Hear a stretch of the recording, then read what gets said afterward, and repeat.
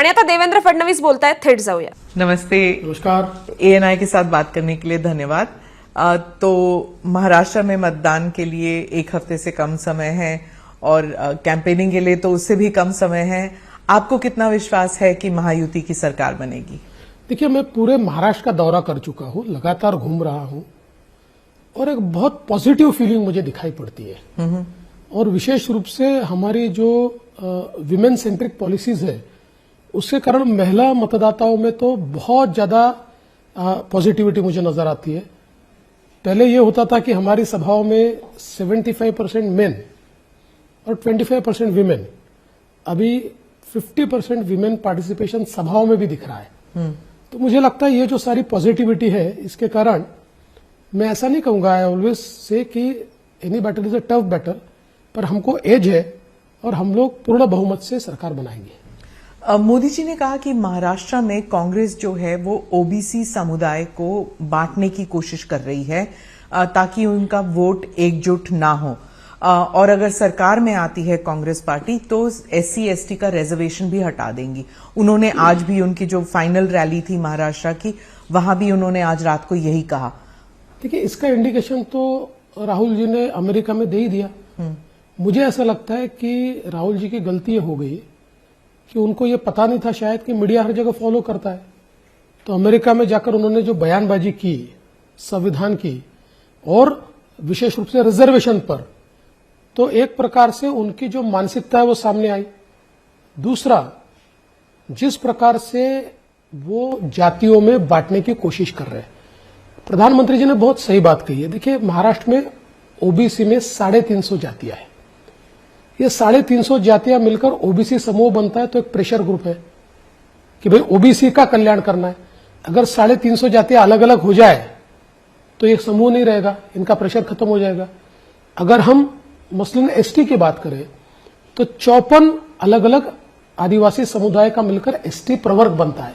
There are 54 cast और and सब cast. अब इनको अगर अलग कर दे तो वो प्रेशर ग्रुप नहीं रहते. तो इसीलिए प्रधानमंत्री जी ने ये बात कही है.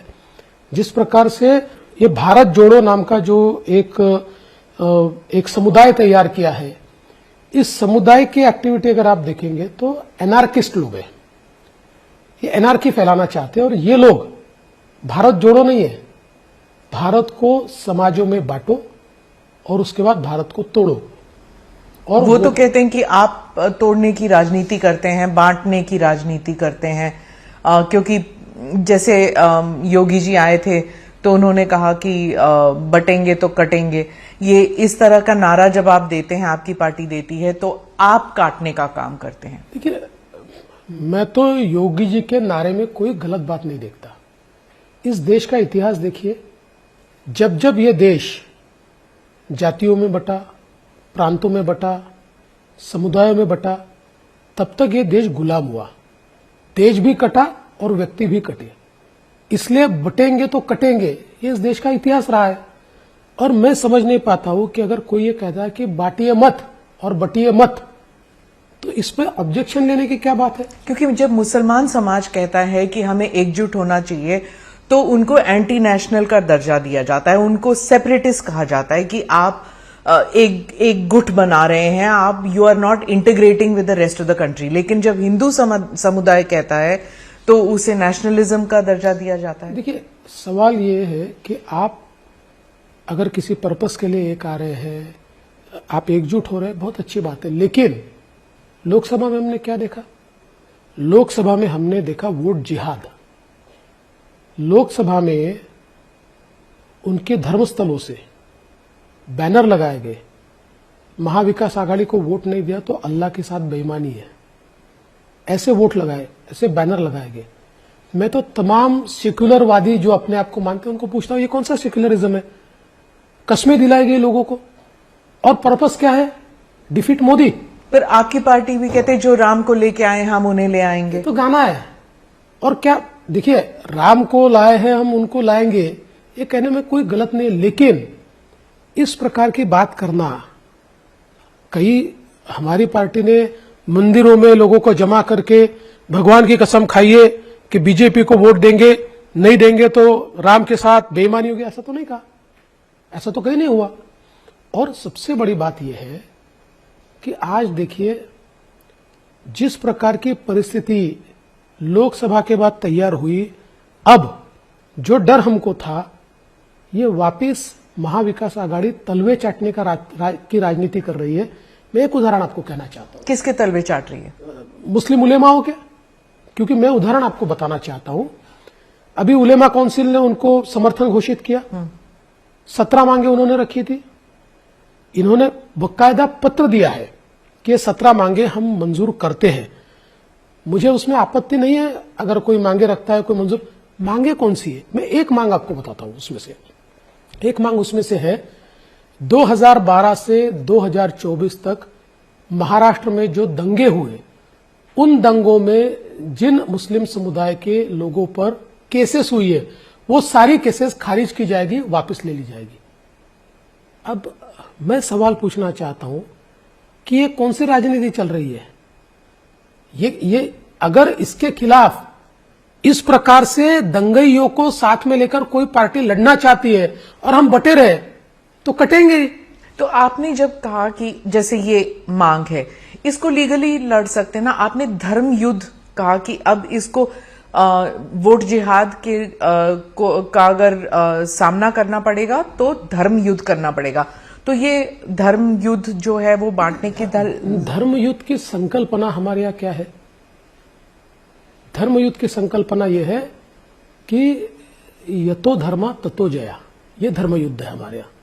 जहां सत्य है वहां विजय है। ये असत्य की लड़ाई लड़ रहे हैं, हमको सत्य की लड़ाई इनके खिलाफ लड़नी पड़ेगी। ये धर्म युद्ध है हमारा। हमने ऐसा थोड़ी कहा हिंदू धर्म युद्ध लड़ो, हमने कहा धर्म युद्ध लड़ना पड़ेगा। और 8 दिन का चुनाव, और कौन कोर्ट जाएगा और कौन इलेक्शन कमीशन के पास जाएगा वो तो बाद में होता रहेगा। ये लोगों ने तो समाज को बांट दिया, बांट के वोट तो लेकर चले गए।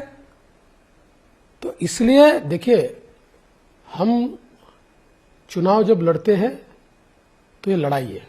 भले ही शस्त्र नहीं है, अस्त्र नहीं है, पर ये लड़ाई है। सामने वाले बेईमानी करते रहे और हम देखते रहे, ऐसा नहीं होगा। हम जवाब देंगे, बेईमानी नहीं करेंगे लेकिन जवाब देंगे। आपने कहा अगर पत्थर आएगा तो ईंट का जवाब हाँ पत्थर बिल्कुल, से। ईंट का जवाब पत्थर से ही देंगे। देखिए, हम गांधी जी को बहुत मानते हैं, अहिंसा को भी बहुत मानते हैं, लेकिन ये तत्व हमको मंजूर नहीं है कि सामने वाले हमको मारते रहे और हम चुपचाप तमाशा देखते रहे। ऐसी अहिंसा हम नहीं मानते। सामने वाला ईंट मारेगा तो पत्थर से जवाब देंगे। पर उन्होंने कहा क्या? जैसे मैं ओवैसी का उदाहरण दे रही हूं। जब वो यहाँ कैंपेन करने आते हैं तो आप कहते हैं कि रजाकार की बात आपने उठाई, आपने औरंगजेब की बात उठाई। पिछले इंटरव्यू में भी मैंने आपसे यही पूछा था कि औरंगजेब को बार बार चुनाव के दौरान क्यों घसीटा जाता है? हम नहीं लाते।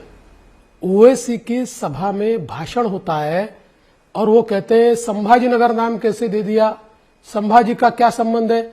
जब उनकी सभा में कहा जाता है कि ये धरती तो हमारे रजाकारों की धरती है, तो मुझे याद दिलाना पड़ता है रजाकारों की धरती नहीं है, ये धरती छत्रपति शिवाजी महाराज की है, ये हमारे पुरखों की धरती है।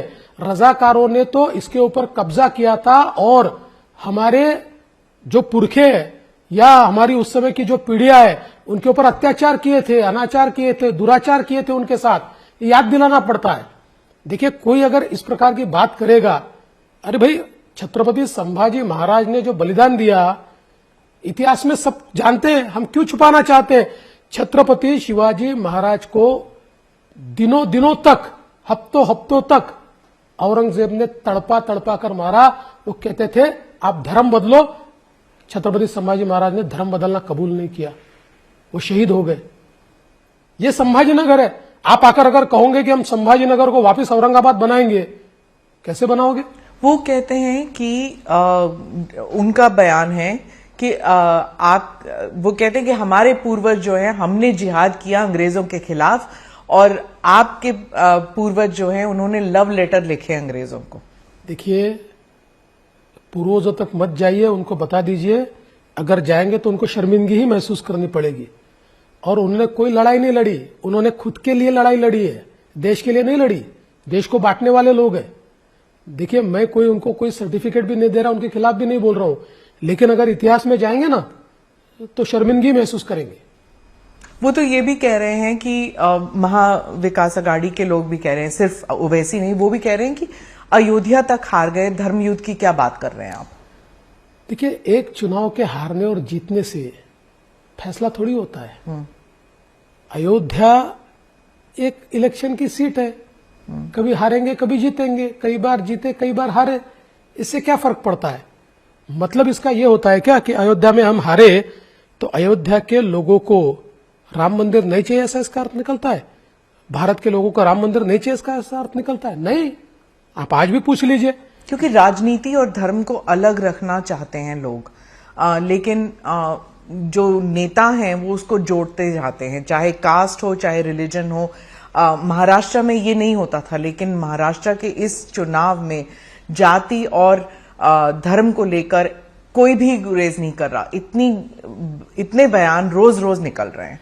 मैं वापस सवाल पूछना चाहता हूं कि अगर उलेमाओं की मांग को लेटर देकर महाविकास आघाड़ी मंजूर करेगी और ऐसी मांगों को मंजूर करेगी तो हम कैसे चुप बैठेंगे? ये तो बात आई गई है। आप देखिए, कांग्रेस की इसी मानसिकता ने देश का बंटवारा किया है।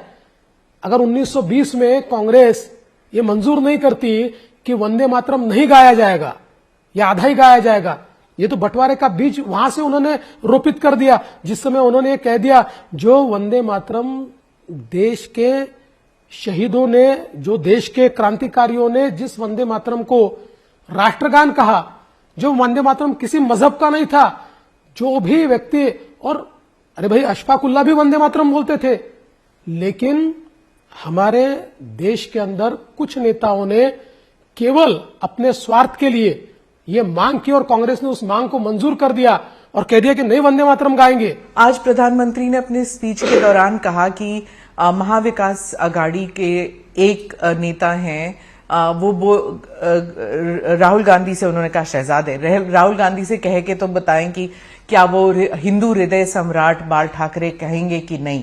एक बारी भी नहीं कहा उन्होंने। अगर वो कह सकते हैं तो he will be blessed by Bal Thackeray. बिल्कुल सही बात है। अरे भाई, उनको हिंदू हृदय सम्राट कहा जाता है। और इतना ही नहीं, हमारे महाराष्ट्र में जो समृद्धि महामार्ग बना, उसका नाम बाला साहेब ठाकरे महामार्ग नहीं है, उसका नाम हिंदू हृदय सम्राट बाला साहेब ठाकरे महामार्ग है। हमारे यहाँ जो अस्पताल बने, उसका नाम बाला साहेब ठाकरे अस्पताल नहीं है, हिंदू हृदय सम्राट बाला साहेब ठाकरे हॉस्पिटल है। हमारे यहाँ जो गोरेवाड़ा का जू बना, उसका नामकरण हुआ तो बाला साहब ठाकरे प्राणी संग्रहालय नहीं हुआ, हिंदू हृदय सम्राट। जब सरकार हिंदू हृदय सम्राट बाला साहब ठाकरे नाम देती है तो उद्धव जी के साथी कांग्रेस वाले क्यों घबराते हैं बोलने में? क्या उनको डर है? क्यों शर्म आती है? क्यों शर्माते हैं? अरे थे, हिंदू हृदय सम्राट थे, उनको ये पदवी मिली थी। मुझे ये बताइए कि लोकमान्य तिलक का नाम लोकमान्य नहीं था, लोगों ने पदवी दी थी इसलिए लोकमान्य बने वो। इसी प्रकार से ये हिंदू हृदय सम्राट थे। आजकल तो शहजादों को छोड़ दीजिए, राहुल जी को छोड़ दीजिए, स्वयं उद्धव ठाकरे जी की शिवसेना भी शिवसेना प्रमुख बाला साहब ठाकरे बोलने लगी। उन्होंने भी हिंदू हृदय सम्राट बोलना छोड़ दिया। तो मुझे लगता है कि जब वो नहीं कहते तो शहजादे का तो कहने का सवाल ही नहीं उठता। जब हम योगी जी के बयान के बारे में बात कर रहे थे तो आपके एक सहकर्मी हैं अजीत पवार जी, उन्होंने कहा इसके लिए जगह नहीं है। पंकजा भी कहती है कि इसके लिए जगह नहीं है। पहली बात तो यह है कि शायद ये लोग या तो जनता का सेंटिमेंट नहीं समझ पाए या फिर इस बात का वो मतलब नहीं समझ पाए, या बोलते हुए वो शायद कुछ और कहना चाहते हैं और उसका अर्थ अलग गया। इन तीनों में से कोई हो सकता है। जहां तक अजीत दादा का सवाल है, मुझे लगता है कि दशकों अजीत दादा ऐसे विचारों में रहे हैं कि जिन विचारों में सेक्युलरिज्म नाम का एक इस प्रकार का विचार है जो मैं ऐसा मानता हूं कि हिंदू विरोधी है। Secularism, there is no real secularism amongst those who call themselves secularist. Hindutva का विरोध करना है सेक्युलरिज्म उनके लिए, ऐसे लोगों के साथ रहे। इसलिए जनता का मिजाज और नेशनलिस्ट मिजाज ये समझने में थोड़ा समय उनको लगेगा। बटेंगे तो कटेंगे, इसका अर्थ समाज को एकत्रित रखना है और मुझे लगता है इसमें कोई गलत बात नहीं है। और जो प्रधानमंत्री का जो नारा था कि एक हैं तो सेफ हैं, आपने कहा ये महामंत्र है। महामंत्र क्यों कहा आपने इसके बारे में? इसीलिए मैंने कहा कि प्रधानमंत्री जी ने समाज को एक रखने के लिए जो मंत्र दिया है, अगर हम एक साथ रहेंगे तो ही हमारा विकास होगा। आप कौन अलग कर रहा है हमको? कांग्रेस बांट रही है, महाविकास आघाड़ी बांट रही है। वो तो जोड़ने की राजनीति कहते हैं कि भारत जोड़ो राजनीति है। देखिए उनका भारत जोड़ो कैसा है, वो कहते हैं नफरत छोड़ो भारत जोड़ो। सुनिए, उनका जो भारत जोड़ो है ना, उनके हाथ में जो लाल संविधान था ना, उसके जैसा उनका भारत जोड़ो है। उस लाल संविधान में ऊपर कवर था, अंदर कोरे कागज थे। वो कहता है ये आपके कांग्रेस कहती है ये मिस इन्फॉर्मेशन है आपकी क्यों पार्टी की। मिसइंफॉर्मेशन? अरे भाई, आप ही ने, मीडिया ने वहां पर दिखाया, हमारे पास हम तो थे नहीं कार्यक्रम में। मीडिया ने उसको दिखाया और बाद में उन्होंने एडमिट भी किया, उनके विपक्षी नेता ने एडमिट किया कि हमने तो ऐसे ही बांट दिया था, हम तो केवल सिंबॉलिक कर देते। क्या संविधान के साथ सिंबोलिज्म चलेगा इस प्रकार से? तो ये जो भारत जोड़ो ये भी ऐसा ही है, नाम भारत जोड़ो दिया है, अंदर सारे संगठन भारत तोड़ो वाले हैं। संविधान की बात चल रही है तो कश्मीर के बारे में भी पूछूंगी, क्योंकि कई भारतीय जनता पार्टी के नेता यहां पर आकर, महाराष्ट्र में आकर, कश्मीर में एक अलग संविधान कांग्रेस चाहती है, ओमर साहब चाहते हैं कि अलग संविधान जो पहले होता था।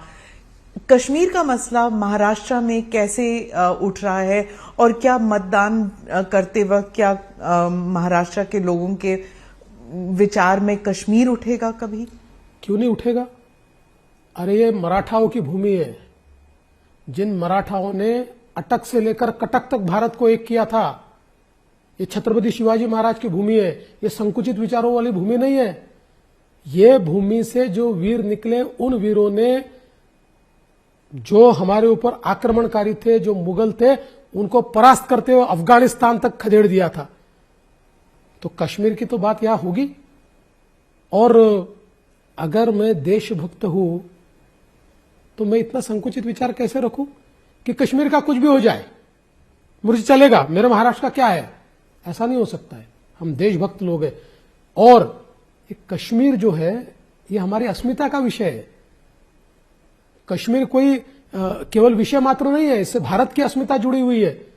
और मुझे बहुत खुशी है कि भारत रत्न डॉक्टर बाबा साहेब अंबेडकर जी का संविधान 7 दशक तक कश्मीर में लागू नहीं था। 7 दशक तक अपने विधान पर शपथ लेते थे, अपने विधान पर वो चलते थे, हमारा तिरंगा झंडा नहीं लगाते थे।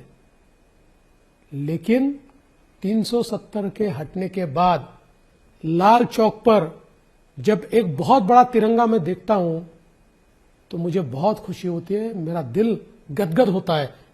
और उसके साथ साथ आप वहां तक नहीं रुकना चाहते थे, आप तो पाकिस्तान की हाँ बात बिल्कुल कर रहे हैं। वहां जा ही रहा हूं।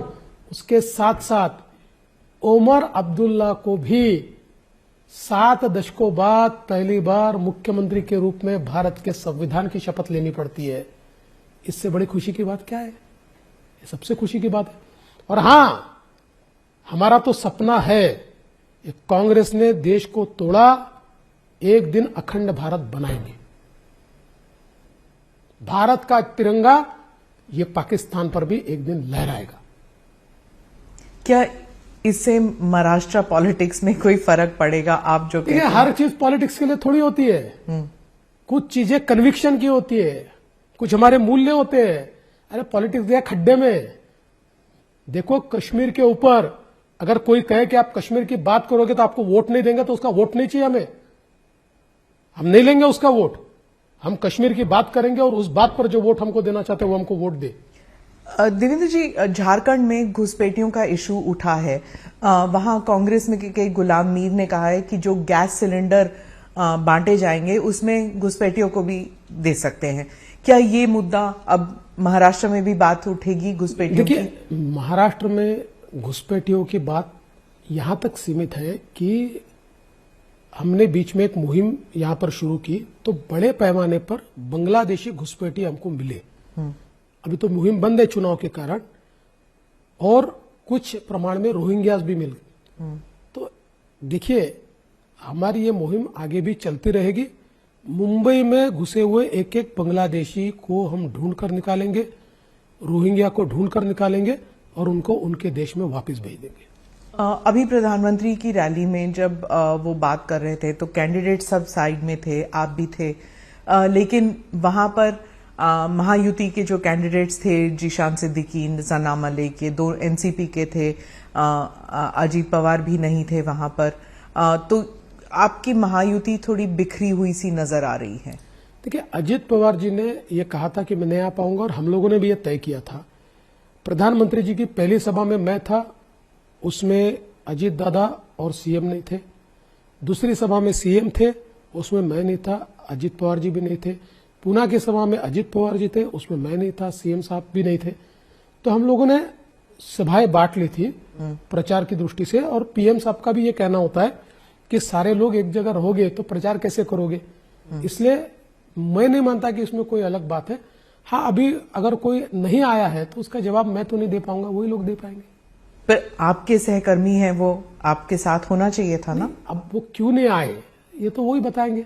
क्या आपने मना किया उनसे? नहीं, हमने मना नहीं किया। नवाब मलिक को मना किया? हमने तो निमंत्रण ही नहीं दिया, मना करने का सवाल ही नहीं उठता, उनको निमंत्रण ही नहीं था। पर जब आपके साथ हैं वो, तो फिर निमंत्रण अगर ना भी दें तो भी आना चाहिए। नहीं आ सकते ना भाई, पीएम का स्टेज है, बिना निमंत्रण के आएंगे तो बहिरंग लौटा दिया जाएगा। आपके बहुत सारे जो सपोर्टर्स हैं वो कहते हैं कि जब आप डेप्यूटी चीफ मिनिस्टर बनने के लिए आप राजी हुए तो इट वाज त्याग, कहते हैं वो, क्योंकि आप चीफ मिनिस्टर बन चुके हैं, उसके बाद डेप्यूटी चीफ मिनिस्टर बनने के लिए आप राजी हुए, तो एक किस्म का त्याग था। दूसरा मैं सवाल पूछूंगी कि जब 2024 का चुनाव हुआ और रिजल्ट्स इतने अच्छे नहीं आए तो कहा जाता है कि आप रिजाइन करने के लिए भी तैयार थे, आप पर्सनल रिस्पॉन्सिबिलिटी लेने के लिए भी तैयार थे। तो ये दो झटके जो आपको मिले हैं, इसके बारे में कुछ बताइए। देखिए, पहली बात तो जो आपने कही उसमें मेरा इतना ही कहना था उस समय, चूंकि मैं तो पहले दिन से ये जानता था कि हम लोग शिंदे जी को मुख्यमंत्री बनाना चाहते, क्योंकि हम ये दिखाना चाहते थे कि भाई उद्धव जी के साथ जो हमारा हुआ वो सत्ता के लिए नहीं हुआ। उन्होंने गलत बात कही, उनको कोई हमने वादा नहीं किया था, सत्ता के लिए वो गए, इसलिए हमने पहले तय किया था कि एकनाथ शिंदे जी बनेंगे। हाँ, उस समय मैंने ये जरूर कहा था पार्टी को कि देखिए, अगर मैं इस सरकार में जाता हूं तो लोगों को लगेगा कि भाई ये पद के लिए इतना लालची आदमी है कि 5 साल चीफ मिनिस्टर रहा और वापस किसी पद पर जा रहा है, इसलिए मुझे बाहर रहने दीजिए। मेरी पार्टी ने मंजूर भी किया था, लेकिन बाद में जब शपथ विधि का समय आया उस समय मुझे मेरे नेताओं ने यह कहा कि देखिए, सरकार तो अंदर से चलती है और अभी ये बहुत फ्रेजाइल सरकार है, बिल्कुल नई पार्टी इनकी आई हुई है, अपनी पार्टी इनके साथ जुड़ी हुई है, कई कोर्ट केसेस चल रहे हैं। ऐसे समय किसी एक्सपीरियंस्ड आदमी का सरकार में होना बहुत जरूरी है, इसलिए आप सरकार में जाइए। तो मैंने अपना सम्मान समझा और मैं सरकार में चला गया। और जहां तक चुनाव का सवाल है तो मैं ऐसा मानता हूं कि लोकसभा के चुनाव में मैंने इसलिए रिस्पॉन्सिबिलिटी ली कि नरेटिव बन रहा है, संविधान बदल दो, आरक्षण चला जाएगा, ये सारे इन चीजों का मैं आकलन नहीं कर पाया। एक नेता के रूप में मैंने आकलन करना चाहिए था और उसी समय एक काउंटर नरेटिव देने की सिस्टम तैयार करनी चाहिए थी। जिस समय मुझे यह ध्यान में आया कि ये नरेटिव तैयार हो रहा है और एक ये भारत जोड़ो नाम की ये जो फोर्सेस है, देखिए हमारी लड़ाई तो कोई कांग्रेस से नहीं हुई, लोकसभा में महाराष्ट्र में हमारी लड़ाई फोर्सेस के साथ हुई। ये फोर्सेस एनार्किस्ट फोर्सेस है, अल्ट्रा लेफ्टिस्ट फोर्सेस है भारत जोड़ो में। भारत जोड़ो के 180 में से 140 संगठनें महाराष्ट्र में है। तो इनके साथ जब मेरे ये ध्यान में आया कि भाई ये लोग तो, हम तो पॉलिटिकल लड़ाई लड़ रहे हैं, ये तो फोर्सेस अलग लड़ाई लड़ रही है, ये तो लोगों का विश्वास कैसे समाप्त हो, भारत की संस्थाओं पर कैसे समाप्त हो, डेमोक्रेसी पे कैसे समाप्त हो, इस प्रकार की बातें रोपित कर रही है। उस समय तक देरी बहुत हो चुकी थी। उस नैरेटिव को काउंटर करने का कोई एपरेटस मैंने या हमारी पार्टी ने तैयार नहीं किया था, तो उसका खामियाजा भुगतना पड़ा। तो मुझे इस चीज का बहुत दुख था कि मेरे बाजू मध्य प्रदेश है, वहां पर 29 में से 29 सीटें आती है। मेरे दूसरे बाजू गुजरात है, वहां पूरी सीटें आती है। छत्तीसगढ़ है, वहां पूरी सीटें आती है। तेलंगाना है, वहां पर भी अच्छा रिजल्ट आता है। और महाराष्ट्र, इतने बुरी तरीके से हम परफॉर्म करते हैं। हालांकि हमारे वोट परसेंटेज में कम नहीं हुआ, लेकिन कन्वर्ट नहीं हो पाया, सीटों में कन्वर्ट नहीं हो पाया। तो इसलिए मुझे लगा कि ये जिम्मेदारी मैंने लेनी चाहिए, और इसलिए मैंने जिम्मेदारी ली। लेकिन ये मेरी पार्टी की भी महानता है कि मेरी पार्टी ने मुझे कहा कि देखिए, ऐसे एक हार से कुछ होता नहीं है, लड़ना पड़ता है, आप ही कमान संभालिए। और विधानसभा की पूरी कमान वापस मेरी पार्टी ने मेरे हाथ में दी। तो मेरी पार्टी का बड़प्पन है। पर जो ऑपोजिशन है वो जब वो कह रहे थे कि साम दाम दंड भेद सब कुछ इस्तेमाल करने के बावजूद बीजेपी का पुअर परफॉर्मेंस रहा, आप कहते हैं कि ग्राउंड लेवल पर वो सिस्टम्स के बारे में कह रहे थे कि इंडियन सिस्टम्स हैव कोलैप्स्ड, लेकिन जो ऑपोजिशन है वो कह रही है कि कोलैप्स हुआ है। तो क्या आप समझते हैं कि बीजेपी ने काफी काम कर लिया है, क्योंकि 3-4 महीने ही तो हुए हैं? देखिए, हमने बिल्कुल नरेटिव के खिलाफ काउंटर नरेटिव खड़ा कर दिया है। और मैं बहुत स्पष्टता के साथ कहना चाहता हूं कि हमने हमारे विचार परिवार की जो संगठनाएं हैं, उन संगठनाओं से संपर्क किया। हमने उनको कहा कि आपको राजनीति से कोई लेन देन नहीं है, आप चुनाव में भी उतरते नहीं है, लेकिन ये ध्यान में रखिए, एनार्किस्ट फोर्सेस अगर देश में एनार्की फैला रहे, महाराष्ट्र में एनार्की फैला रहे, तो नेशनलिस्ट फोर्सेस को आगे आना पड़ेगा। और ये जो एनार्किस्ट फोर्सेस है, इनकी जितनी पैठ है उससे ज्यादा हमारे विचार परिवार के संगठनों की पैठ है। वो राजनीति में आते नहीं है। देखिए, ये लोग अगर एक प्रकार से, आप क्या आरएसएस की तरफ क्या इशारा कर रहे हैं? हमारा विचार परिवार मतलब आरएसएस ही है। आरएसएस के विचारों से काम करने वाली, आरएसएस नहीं, आरएसएस के विचारों से काम करने वाली अलग अलग संगठनाएं, कोई मजदूरों के क्षेत्र में काम करती है, कोई हिस्ट्री के क्षेत्र में काम करती है, कोई प्राध्यापकों के क्षेत्र में काम करती है, कोई तरुणों के क्षेत्र में काम करती है। ऐसे अलग अलग क्षेत्रों में, समाज के सभी क्षेत्रों में जो नेशनलिस्ट फोर्सेस है, हमने उनको ये अपील की कि फोर्सेस, ये कांग्रेस से लड़ाई तो हम लड़ लेंगे, ये कांग्रेस की ताकत भी नहीं है हमारे साथ लड़ ले।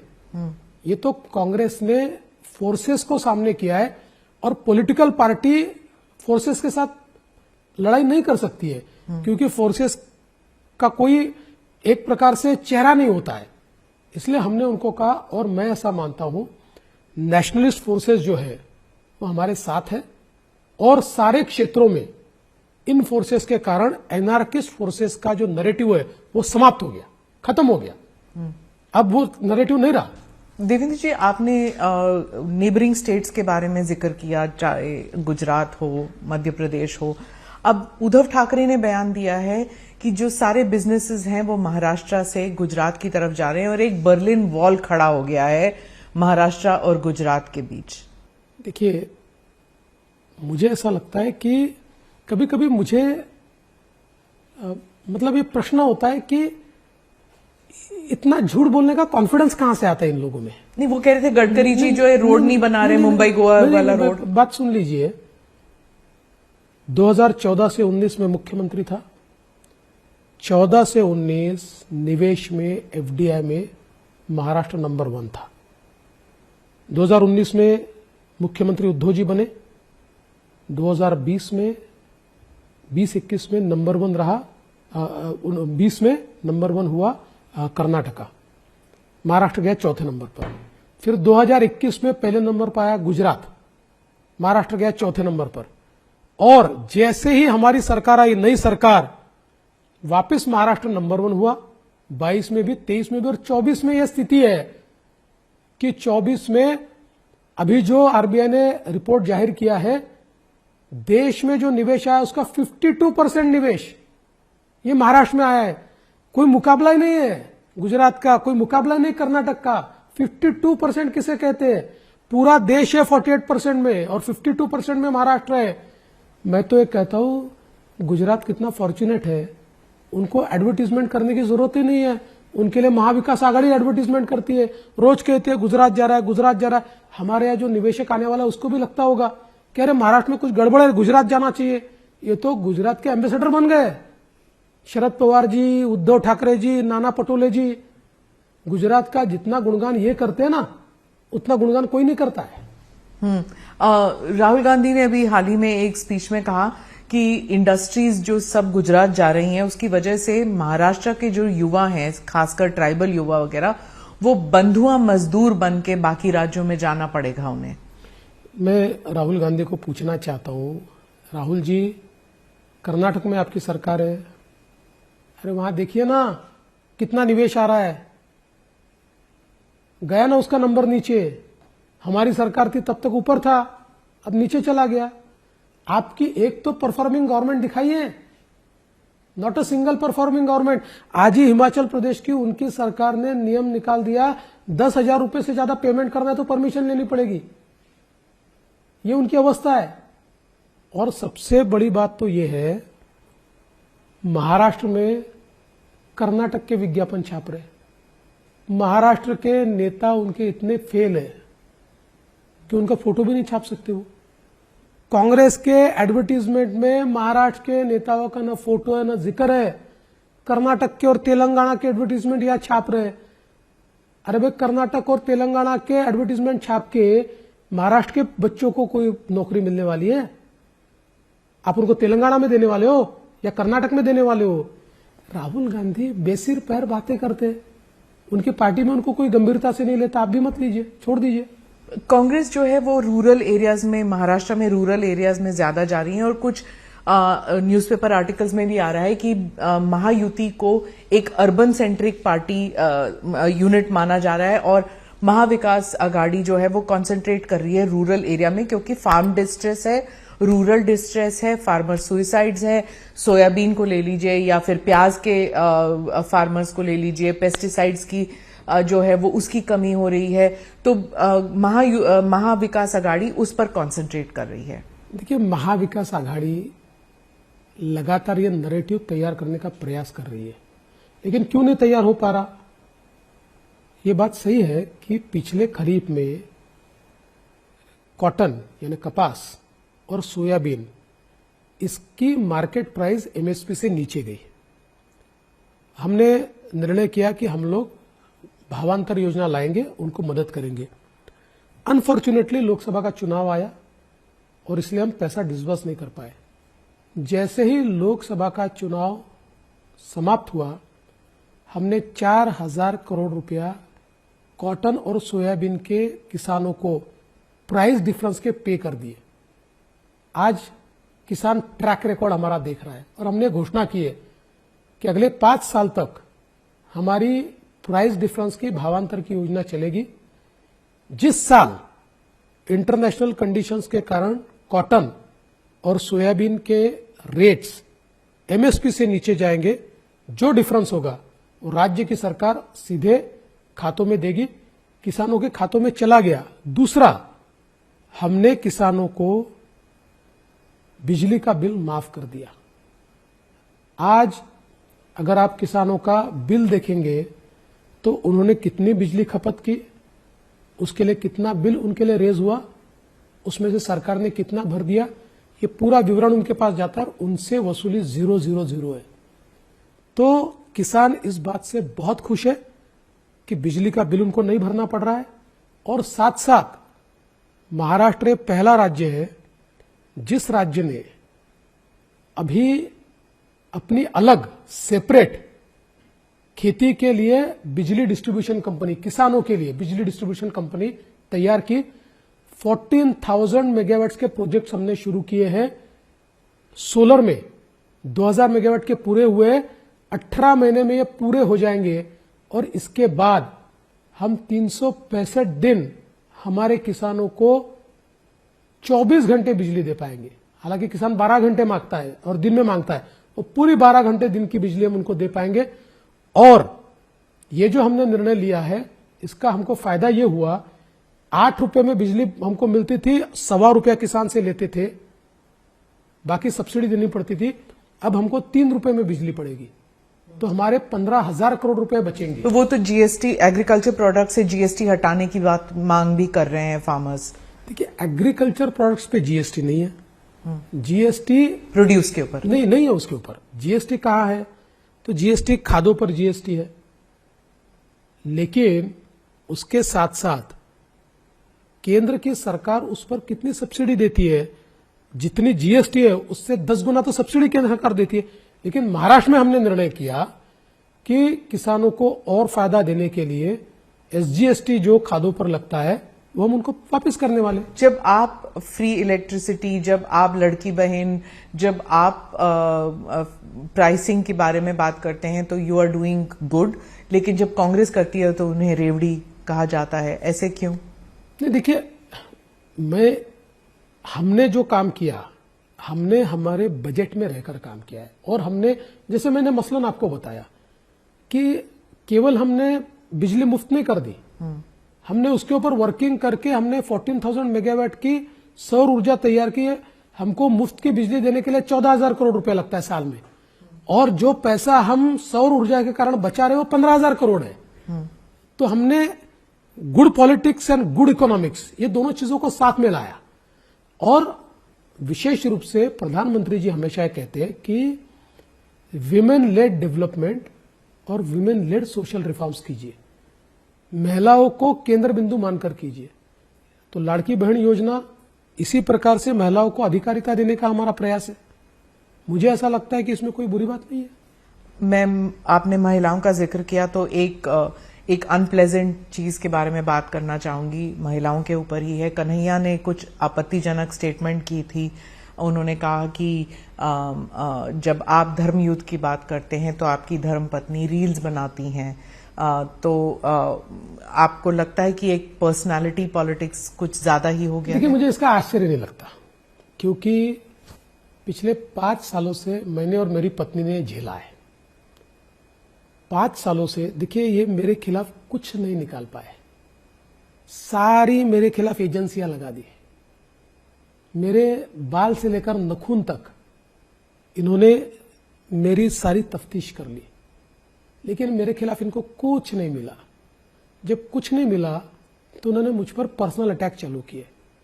मेरे पत्नी के खिलाफ इनकी ट्रोल आर्मी जिस प्रकार के आरोप करती है, कोई सभ्य व्यक्ति देखे तो शर्मिंदगी महसूस करे। लेकिन मैंने मेरी पत्नी को भी बोला, हम राजनीति में हैं, हमारे लिए पेशेंस इज अ वर्च्यू, संयम रखना होगा। आप संयम के साथ रहिए, झूठ की उम्र नहीं होती है, और सत्य परेशान हो सकता है, पराजित नहीं हो सकता। इसलिए मैं कहता हूं, महिलाओं के बारे में बात करते हैं तो जिस प्रकार का व्यवहार इन्होंने किया है, जिस प्रकार से मेरी पत्नी के मीम्स बनाना, उसके बारे में गंदी गंदी बातें लिखना, ये सारी चीजें शर्म आनी चाहिए। चुल्लू भर पानी में डूब मरना चाहिए। अरे लड़ना है तो सामने से लड़ो, ये कौन सा शिखंडी का युद्ध तुम लड़ते हो। लेकिन मैं इस मामले में बहुत संयमी हूं, मुझे लड़ाई समझती है, मैं इनको परास्त करता हूं। महाराष्ट्र पॉलिटिक्स की बात हो और मैं परिवारवाद की बात ना करूं तो इट्स रॉन्ग। पिछले 5 साल में 2 बारी पार्टियां टूटी, 2 बारी परिवार टूटे।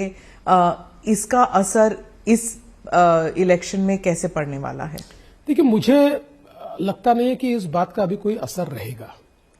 पहली बात तो यह है कि महाराष्ट्र में पार्टियां तोड़ने का, जोड़ने का, फिर तोड़ने का, परिवार तोड़ने का, जोड़ने का, फिर तोड़ने का, इसके महारथी अगर कोई है तो शरद पवार जी है। 1978 से लेकर लगातार पवार साहब ने कितनी पार्टियां तोड़ी और कितने परिवार तोड़े, इसकी लिस्ट अगर हम निकालें तो उनको हमें पार्टी तोड़ने का और परिवार तोड़ने का भीष्म पितामह कहना पड़ेगा। भीष्म पितामह ये एक सेंस, अलग सेंस है, भीष्म पितामह बहुत बड़े व्यक्ति थे, लेकिन ऐसा कहना पड़ेगा। लेकिन ये जो 2 पार्टियां हमारे यहां टूटी, उन्होंने नैरेटिव बनाने की कोशिश की कि बीजेपी ने तोड़ी, लेकिन लोगों को अब सच पता है। जो पार्टियां हैं उन पार्टियों में एक प्रकार से परिवार की अति महत्वाकांक्षा, इसके कारण ये पार्टियां टूटी। उद्धव जी मुख्यमंत्री बनना चाहते थे, इसलिए हमसे नाता तोड़ा। मुख्यमंत्री बनने के बाद आदित्य को सामने लाना चाहते थे, तो उन्होंने एक प्रकार से एकनाथ शिंदे जी को सफोकेट किया, उनकी राजनीति को समाप्त करने की कोशिश की। तो एकनाथ शिंदे जैसा व्यक्ति, जमीन से जुड़ा हुआ व्यक्ति, उसके पास कोई चारा नहीं बचा, उनको बाहर आना पड़ा। इधर शरद पवार जी ने 30 साल से पार्टी संभालने वाले अजित पवार को डिमोनाइज किया, विलन बनाया, और विलन बनाकर अजित पवार जी की ऐसी परिस्थिति की, किस लिए की? सुप्रिया ताई को बनाना चाहते थे मुख्यमंत्री, सुप्रिया ताई को नेतृत्व देना चाहते थे, और उसके कारण अजित पवार के पास कोई चारा नहीं था, वो बाहर निकले। तो ये जो व्यक्तिगत महत्वाकांक्षा है, ये जो परिवार का झगड़ा है, इसके कारण ये पार्टियां टूटी है। तो लोग ये समझते हैं, इसलिए इसका कोई फायदा नहीं मिलेगा। पर अगर लोग ये समझते हैं तो फिर शरद पवार के फैक्शन को ज्यादा सीटें क्यों मिली, अजीत पवार के फैक्शन को कम? मैं थोड़ा उल्टा आपसे पूछना चाहता हूं, या आपको एनालॉजी देना चाहता हूं। शरद पवार जी की सीटें या उद्धव ठाकरे जी की जो सीटें आई है, उनके बेल्ट में नहीं है। उनके बेल्ट में, या जो उनका बहुत मजबूत बेल्ट माना जाता है, वहां पर उनको उतनी सीटें नहीं मिली है। सरप्राइजिंगली नरेटिव के कारण अब वर्धा जैसी सीट शरद पवार जी को मिल गई, जहां उनके पास न पार्टी थी न कैंडिडेट था।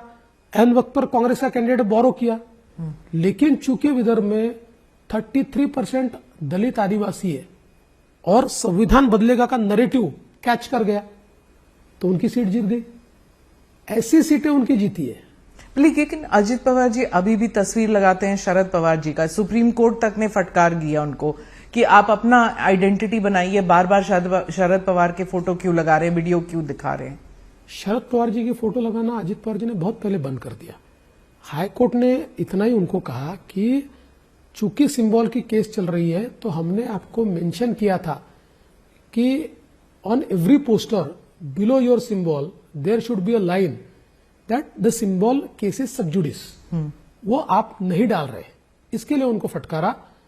फिर इन्होंने बताया कि देखिए हम डाल रहे हैं, कहीं हमारे कार्यकर्ताओं ने गलती की होगी, हम उनको सुधारेंगे। तो शरद पवार जी का, हाँ देखिए, उनका परिवार का मसला है।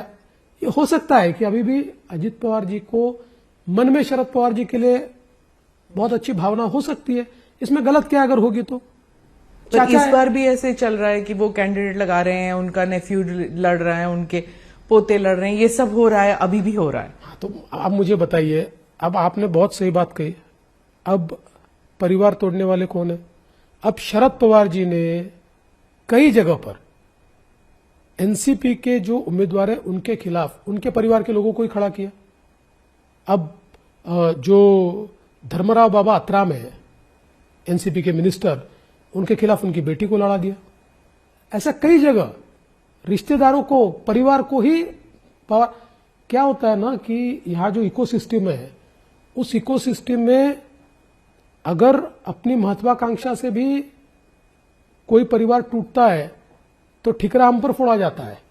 और शरद पवार जी अगर ऐसी कोई बात कहते हैं तो वो चाणक्य है, वो स्ट्रेटेजिस्ट है, ये तो स्ट्रेटेजी है, कितनी अच्छी बनाई है। तो मुझे लगता है कि इकोसिस्टम का एक अंतर है। ऐसे क्यों होता है? क्या आप मीडिया को इसके लिए जिम्मेदार मानते हैं कि शरद पवार जी? पूरी मीडिया को नहीं मानता मैं। देखिए, अभी पूरी मीडिया कोई ऐसी रही नहीं है, लेकिन आज भी इस बात को मानना पड़ेगा, शरद पवार जी की मीडिया में इकोसिस्टम चलती है। जो इकोसिस्टम पवार साहब बैठे तो कितने शानदार बैठे, वो चले तो कितने शानदार चले हैं, उन्होंने चलकर वापस आए तो कितनी अच्छी मुंह उनकी हुई। अभी भी वो वीडियो अभी भी चलता है कभी कभी, जब बारिश में जो उन्होंने स्पीच दिया था, और कहते हैं कि उसकी वजह से वो इलेक्शन भी जीते थे उस वक्त। हाँ बिल्कुल। But he is always that x factor है ना महाराष्ट्र इलेक्शन में, कि शरद पवार जी किस तरफ जाएंगे, किसे सपोर्ट करेंगे, उससे महाराष्ट्र के पॉलिटिक्स में काफी असर पड़ता है। कि 50 साल की राजनीति है। मेरे जैसे व्यक्ति की जितनी उम्र है उतने सालों से वो राजनीति कर रहे हैं, तो उनका एक्सपीरियंस तो बड़ा होगा ही ना। पर अब आपका भी एक्सपीरियंस बहुत है, तो मुझे आप बताइए कि अगर जब इलेक्शन रिजल्ट्स आएंगे और आपकी पार्टी अगर नंबर्स लेके आती है, तो कितनी देर लगेगी to form government, to stake?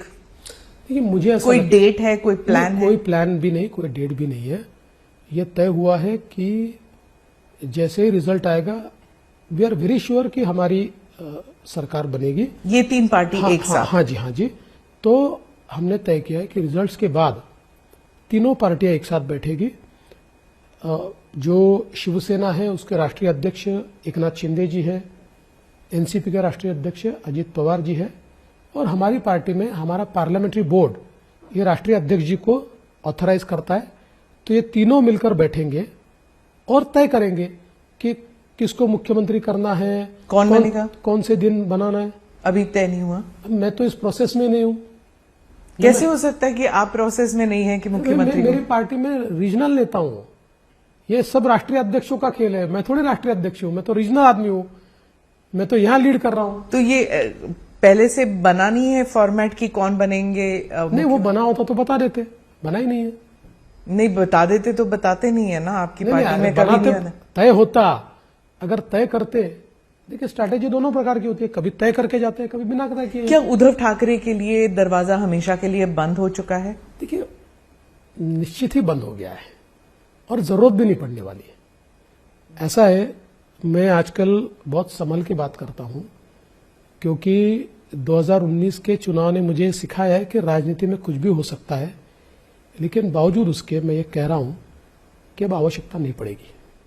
क्योंकि महाराष्ट्र में सब कह रहे हैं कुछ पता नहीं है, अभी ये तीन पार्टी इस तरफ है, ये तीन पार्टी इस तरफ है। जब रिजल्ट्स निकलेंगे इस तरफ उस तरफ हो सकते हैं सब। ये महाराष्ट्र की खासियत है।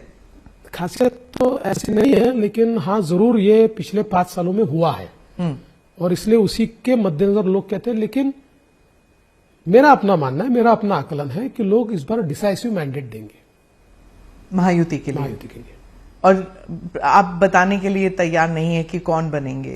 नहीं, मुझे ऑथराइजेशन ही नहीं है ना, I am not authorized to say. क्योंकि विनोद तावड़े जी ने कहा है कि हो सकता है कि कोई अननोन चेहरा आ सकता है मुख्यमंत्री बनने के लिए। विनोद तावड़े जी राष्ट्रीय नेता है, विनोद तावड़े जी राष्ट्रीय महामंत्री है, वो दिल्ली में रहते हैं, दिल्ली की गलियारों की चीजें उनको मालूम होती है। मैं तो महाराष्ट्र का नेता हूं, मैं छोटा जैसे ओडिशा और मध्य प्रदेश और राजस्थान के यहाँ जो एक्सपेरिमेंट किया जाए, नए चेहरे लेके आए, ला सकते हैं, लाए। अगर वो ले आएंगे तो फिर क्या आप बीजेपी के प्रेसिडेंट बनेंगे फिर? क्योंकि आपको कहीं तो फिट करना पड़ेगा ना। मैं आपको एक बात बताता हूं। पहली चीज तो यह है कि न मैं मुख्यमंत्री की रेस में हूं, न मैं अध्यक्ष की रेस में हूं। ऐसी कोई रेस ही नहीं है, मैं ऐसे किसी रेस में नहीं हूं। भारतीय जनता पार्टी मेरा घर है, जीना यहां, मरना यहां, इसके सिवा जाना कहा। और देवेंद्र फडणवीस एक ऐसा नट है जो कहीं भी फिट होता है। पार्टी जहां फिट कर दे, ये नट फिट हो जाएगा। फडणवीस जी, एक बात मैं प्रधानमंत्री की स्पीच में से उठाना चाहती हूं। उन्होंने कहा कि हरियाणा के जो चुनाव हुए थे उसमें हमने देखा कि बीजेपी ने जो दलित वोट बैंक है उसका कंसोलिडेशन किया है, और महाराष्ट्र में भी जो है वहां पे हम दिखने को मिल रहा है सबको। आई मीन, ये प्रधानमंत्री ने नहीं कहा, पर दिखने को मिल रहा है कि जो दलित समुदाय है उनके बीच में आरएसएस के कार्यकर्ता जाके नेशनलिज्म की बात करते हैं, जो भी करते हैं, उससे एक दलित समुदाय में एक कॉन्फिडेंस आ गया है। एक तरफ वो है, दूसरी तरफ जो है कुछ दलित लीडर्स हैं, वो कहते हैं कि ये बात सही नहीं है, BJP is more an OBC party, Dalit समुदाय को इग्नोर करती है। सच कहां पर है? देखिए, भारतीय जनता पार्टी ऐसी पार्टी है कि जो सारे समुदायों में है। आज सबसे ज्यादा दलित और आदिवासी एमएलए हमारे चुनकर आते हैं, और ये बात बिल्कुल सही है कि लोकसभा के समय नरेटिव के कारण जो हमारे दलित भाई और आदिवासी भाई हमसे दूर गए थे, अब वो वापिस आ गए। हमने सच्चाई उन तक पहुंचाई है, वो जागरूक हो चुके, इसलिए हमारे साथ लामबंद हो रहे हैं। लेकिन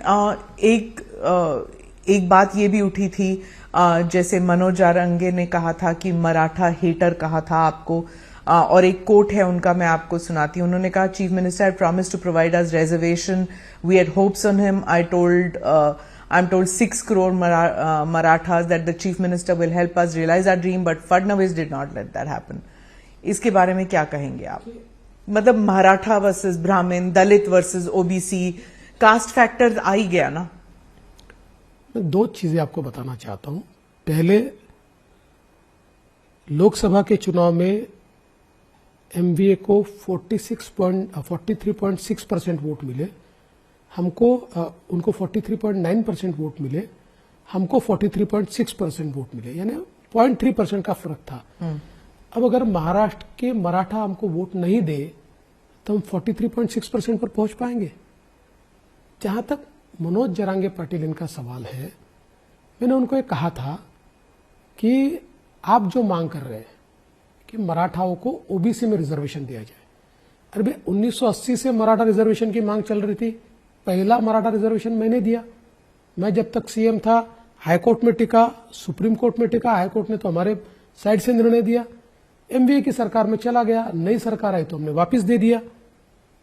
अब आप ये बात करते हो कि तो चलिए, अगर हम लोग कोई गलत कर रहे हैं तो जिसको आप मदद करना चाहते हैं या दूसरी पार्टी अपोजिशन पार्टी है, एमवीए के घटक है, उनको बोलिए कि वो राइटिंग में आपको दे दे, कम से कम जुबानी बोल दे। अभी एमवीए का घोषणा पत्र आया, मराठा शब्द ही नहीं है, रिजर्वेशन की बात ही उन्होंने नहीं की। और जहां तक मनोज जरांगे पाटिल का सवाल है, या उन्होंने मेरे बारे में जो बातें की, तो मैंने ये कहा और आपको वापस कह देता हूं, मेरे में बहुत पेशेंस है। मैं हमेशा ये कहता हूं कि मैं शिव जी का भक्त हूं। कितना भी हलाल आए उसको पचाने की मेरी ताकत है। इसलिए इतने विष प्रयोग, विषैले शब्दों के प्रयोग महाविकास आघाड़ी ने मेरे खिलाफ किए, कई लोगों ने किए, मुझे कोई फर्क नहीं पड़ता। मैं अपना काम करता हूं। इसीलिए महाराष्ट्र की जनता का विश्वास मेरे साथ है। मनोज जरांगे, इन्होंने चुनाव लड़ने की बात कही थी, उन्होंने सीटें डिक्लेयर की थी, फिर चुनाव नहीं लड़ूंगा कहा। लड़ना ये भी लोकतंत्र में उनका अधिकार है, नहीं लड़ना ये भी लोकतंत्र में उनका अधिकार है। आज उन्होंने कोई पॉलिटिकल भूमिका नहीं ली है।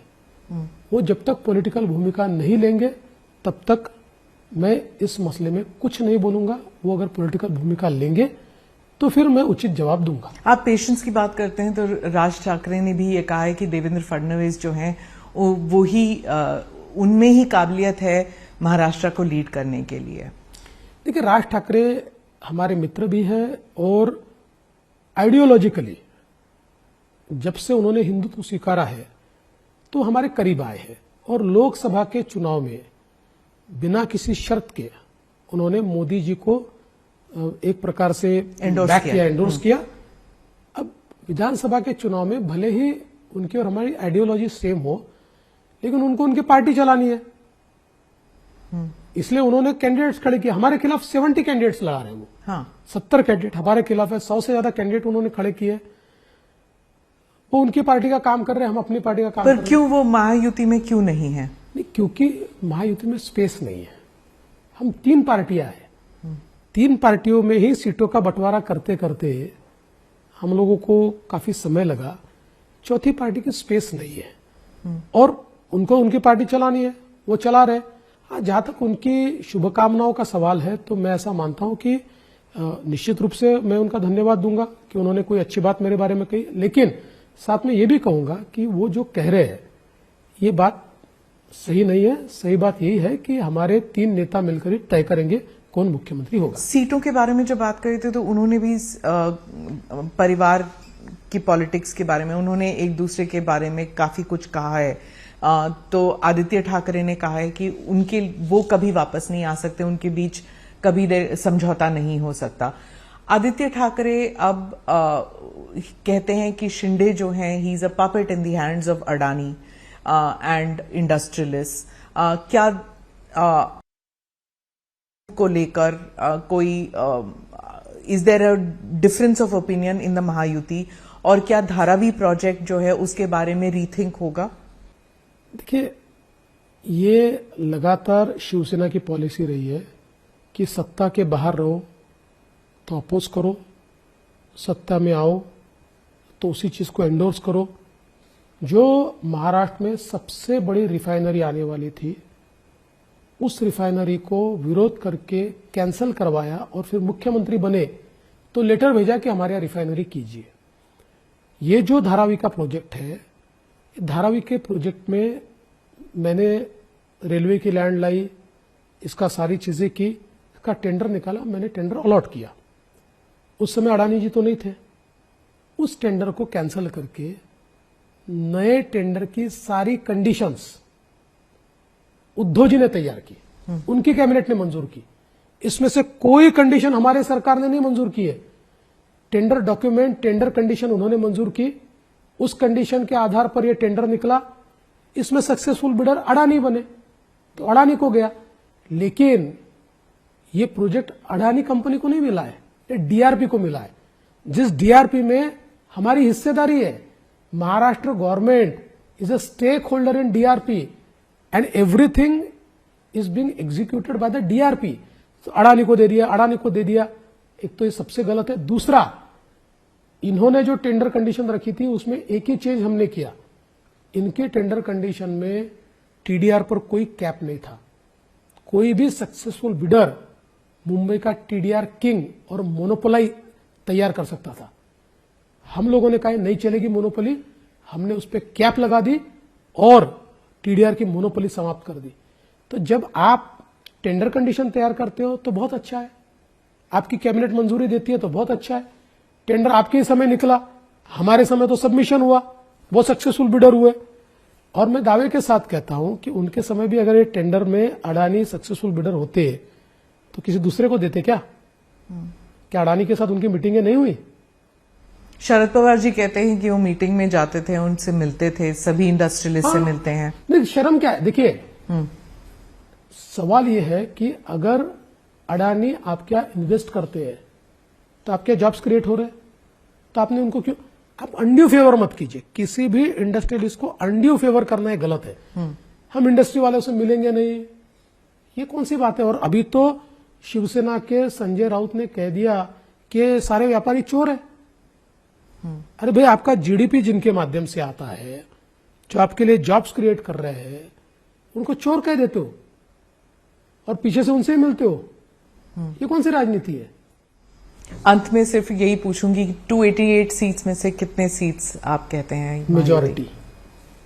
सिर्फ मेजॉरिटी, सिंपल मेजॉरिटी, कोई नंबर नहीं? नंबर नहीं कहूंगा, मेजॉरिटी कहता हूं। चलिए, शुभकामनाएं आपको, धन्यवाद। एबीपी माझा, उघडा डोळे बघा नीट।